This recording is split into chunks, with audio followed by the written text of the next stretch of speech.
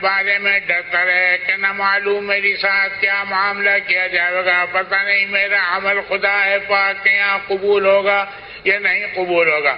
اس لیے میرے عزیزو استغفار کی بھی کثرت کریں کہ اے اللہ تو نے جب یہ دولت ہم کو نصیب فرمائی اور ہم سے اس کا حق بھی ادا نہیں ہو رہا ہے، تو اپنے کرم سے اس کو معاف فرما دے۔ ہمارے حضرت جی فرمایا کرتے تھے بھائی کرتے رہیں، ڈرتے رہیں، روتے رہیں، مانتے رہیں اور مانگتے رہیں۔ کرنا تو اس واسطے ہے کہ اللہ نے یہ ذمہ داری ہمارے اوپر ڈالی ہے، اس کو کرنا ہے، اور ڈرنا ہے اس واسطے کہ بھائی خدا پاک کہیں ہمیں ہماری بے عنوانیاں اور ہماری بے اصولیاں اور ہمارے قصوروں کی وجہ سے ہمیں محروم نہ کر دے۔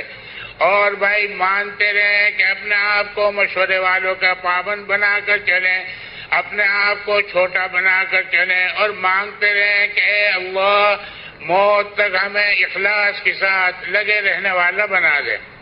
اپنی زندگی کو سنت کے مطابق گزارنے کی کوشش کریں۔ ہمارے لیے نمونہ نبی پاک علیہ الصلوۃ والسلام کی ذات عالی ہے۔ آپ نے ایک ایک عمل کر کے دکھایا ہے۔ جو جتنا اپنے آپ کو نبی کے رنگ میں رنگ لے گا، جو جتنا اپنی زندگی سنت کے مطابق بناوے گا، اور قیامت کے دن نبی کے اتنا ہی قریب ہوگا، اللہ کا اتنا ہی محبوب بنے گا۔ نبی کے طریقے کو چھوڑ کر زندگی گزاریں گے تو نہ خدا پاک کے یہاں اس کی قدر ہے اور نہ نبی کا قرب حاصل ہوگا۔ ساتھ ساتھ ہر آدمی اپنے انفرادی معمولات کو بھی اہتمام سے پورا کرنے کی کوشش کرے۔ ایسا نہیں کہ صرف اجتماعی معمولات میں لگے اور اپنے انفرادی معمولات سے غافل رہے۔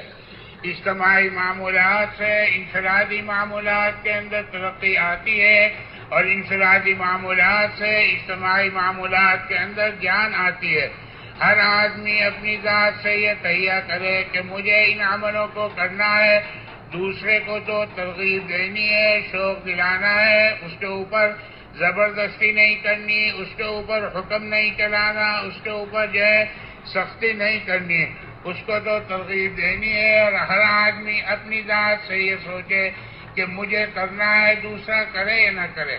اپنی ذات کے ساتھ تسبیحات کو پڑھیں، اپنے اللہ کے ساتھ تعلق کو پیدا کرنے کے لیے عبادات کے اندر اہتمام سے نماز سے لگیں، اپنے اللہ کے ساتھ تقرب حاصل کرنے کے لیے یہ صفات ہمارے اندر ہوں گی تو پھر انشاءاللہ خدا پاک کی مدد شامل حال رہے گی۔